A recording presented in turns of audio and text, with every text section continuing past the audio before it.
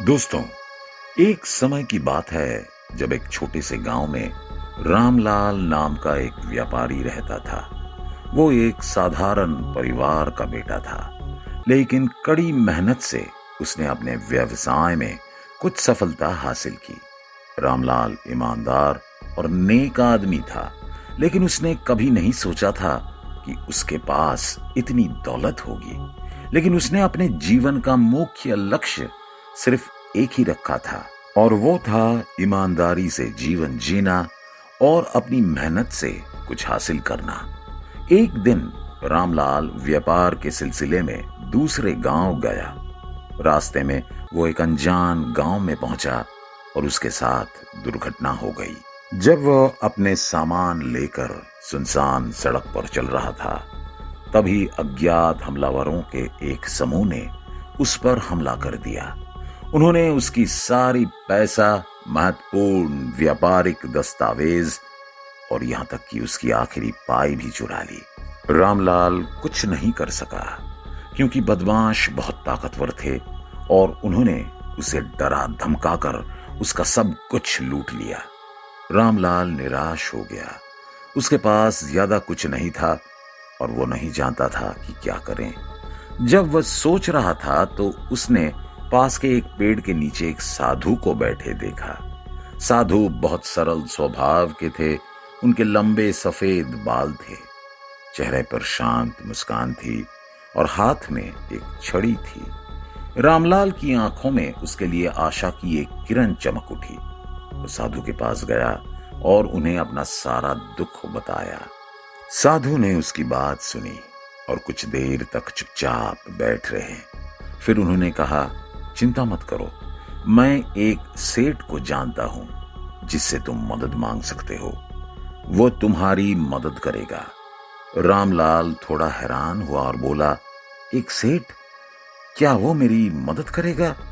साधु मुस्कुराए और बोले, हाँ, वो एक अमीर और ईमानदार आदमी है, लेकिन याद रखना, तुम्हें इसके लिए उसे कुछ देने होंगे। ऐसा अक्सर होता है। रामलाल को थोड़ा आश्चर्य हुआ और उसने कहा, मैं एक अमीर आदमी के पास जाऊंगा, लेकिन मैं उससे मदद कैसे मांगूंगा? साधु ने फिर से शांति से कहा, तुम जाओ, मुझे यकीन है कि वो तुम्हारी मदद करेगा, लेकिन तुम्हें याद रखना होगा, उसे तुम्हें कुछ देना होगा। रामलाल ने उस आदमी के पास जाने का फैसला किया। दुखी मन से वो सेठ के निवास पर पहुंचा, जो एक महल जैसा घर था। सेठ ने उनका गर्मजोशी से स्वागत किया।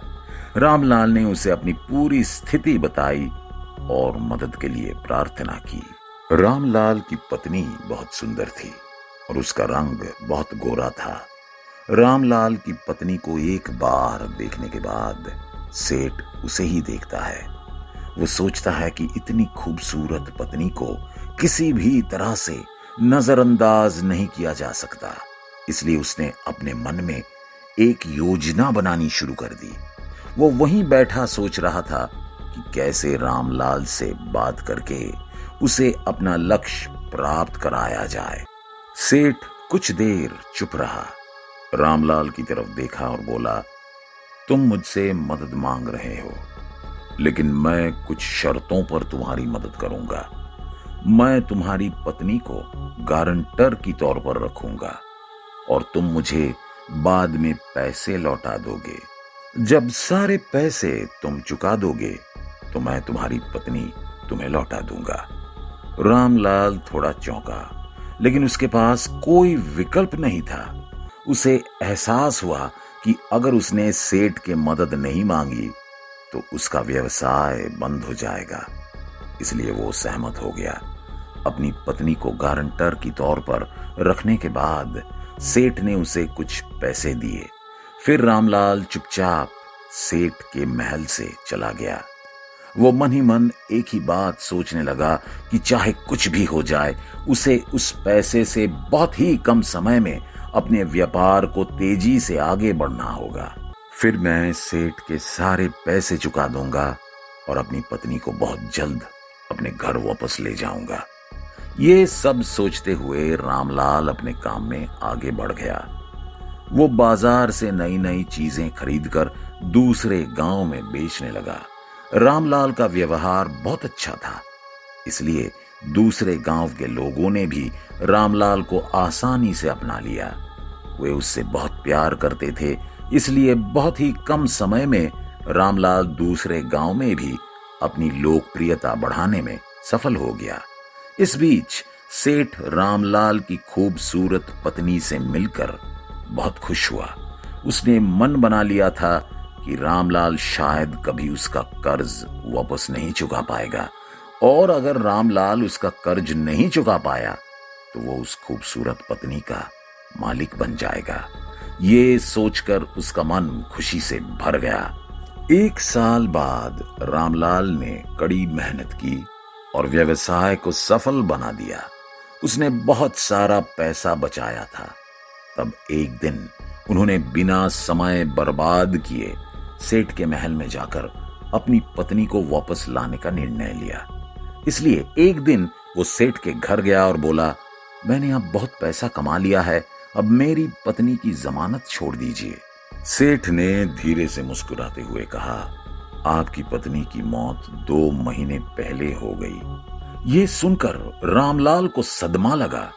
उसे यकीन नहीं हो रहा था कि उसकी पत्नी की मौत कैसे हो गई। उसने उसे 1 साल पहले देखा था।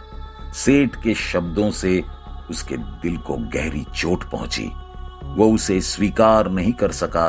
रामलाल पूरी तरह असहाय हो गया और फिर साधु के पास लौट आया। उसने साधु को अपनी सारी परेशानियां बताई। साधु ने बहुत शांति से सुना और कहा, तुम्हारी पत्नी नहीं मरी, सेठ ने तुम्हें धोखा दिया है। तुम राजा के पास जाओ, तुम्हें न्याय मिलेगा। रामलाल राजा के पास गया और पूरी घटना बताई। राजा ने उसकी बात सुनी और कहा, मैं अभी सेठ को दरबार में बुला रहा हूं। उसे अपना दावा साबित करने दो, नहीं तो उसे सजा हो जाएगी। राजा ने सेठ को दरबार में बुलाया। सेठ वहां गया और कहा, रामलाल की पत्नी मर चुकी है। मेरे पास उसकी मौत का सबूत है, एक मेडिकल सर्टिफिकेट। राजा ने सेठ की बात पर यकीन कर लिया और उसे निर्दोष घोषित कर दिया। रामलाल निराश होकर साधु के पास लौटा और बोला, राजा ने सेठ को निर्दोष घोषित कर दिया है। फिर साधु रामलाल को लेकर राजा के दरबार में आए। साधु राज दरबार में आए और राजा को चुनौती दी, राजा आप मुझे अपनी गद्दी दे दीजिए, मैं 3 घंटे तक दरबार लगाऊंगा और रामलाल को न्याय दिलवाऊंगा। साधु की ये बात सुनकर राजा राजी हो गए और उन्हें गद्दी दे दी। अब साधु ने दरबार का संचालन शुरू किया। साधु ने सेठ से कहा, तुम रामलाल की पत्नी की मौत का सबूत पेश करो। तब चतुर सेठ ने कहा कि मेरे पास डॉक्टर का प्रमाण पत्र है। लेकिन साधु ने कहा कि नहीं, आपको डॉक्टर को बुलाना चाहिए। साधु की बातें सुनकर सेठ डॉक्टर को दरबार में ले आए। तब साधु ने डॉक्टर से पूछा, क्या आपने कभी रामलाल की पत्नी को देखा है? डॉक्टर ने ये नहीं कहा कि वह मेरे पास आकर दवा लेगा, बल्कि मैं उसे सिर्फ दवा दे दूंगी। डॉक्टर की बातें सुनकर साधु को डॉक्टर की चाल समझ में आ गई और उन्होंने कहा, आप रोगी को अपनी आंखों से देखे बिना उसे दवा कैसे दे सकते हैं? इसका मतलब है कि रामलाल की पत्नी आपकी गलत दवा के कारण मर गई। मैं सिपाहियों को आदेश देता हूं कि वे तुम्हें 50 चाबुक मारें। साधु की बातें सुनकर डॉक्टर रो पड़ा और बोला, कृपया मुझे क्षमा करें, मैंने किसी को दवा नहीं दी। ये प्रमाण पत्र भी नकली हैं। ये सेठ मुझे पैसे का लालच दे रहा है और मैं कुछ पैसों के बदले में यहां झूठ बोल रहा हूं। कृपया मुझे माफ करें।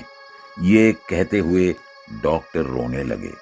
इस प्रकार उस सेठ का झूठ सबके सामने उजागर हो गया। तब साधु ने सेठ को आदेश दिया कि वो रामलाल की पत्नी को रामलाल को लौटा दें। फिर उन्होंने सेठ से कहा, अब रामलाल की पत्नी को लौटा दो। अंत में सेठ ने आज्ञा मानी और रामलाल की पत्नी को लौटा दिया। रामलाल को उसकी पत्नी वापस मिल गई और उसका जीवन फिर से पहले जैसा हो गया। उसे अपनी पुरानी खुशी वापस मिल गई और उसका बिजनेस भी सफलता की राह पर आगे बढ़ गया। तो दोस्तों, आज के वीडियो में बस इतना ही। अगर आपको हमारा वीडियो पसंद आया हो तो कृपया इसे अपने दोस्तों के साथ शेयर करें और लाइक करें। और अगर आप हमारे चैनल में नए हैं तो चैनल को सब्सक्राइब जरूर कीजिएगा। आपसे अगले वीडियो में फिर मिलेंगे। धन्यवाद।